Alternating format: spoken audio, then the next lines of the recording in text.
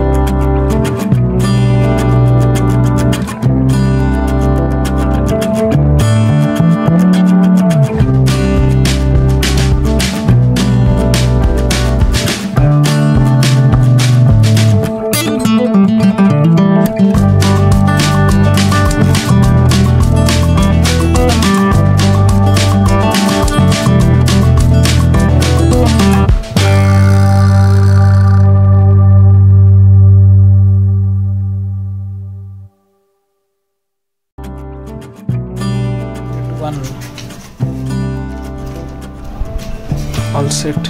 Unit 2 notes. टेक्स्टपर्यंत थोडंसं जे काही गोष्टी राहिल्या थोड्याफार वाचतं ते वाचून घेतो आणि कॉलेज युनिफॉर्ममध्ये रेडी होतो. ऑल सेट, सगळं तिथं सगळं रेडी, ऑल युनिफॉर्म सगळं रेडी, कॉलेजच्या युनिफॉर्ममध्ये रेडी होतो. आणि मी तुम्हाला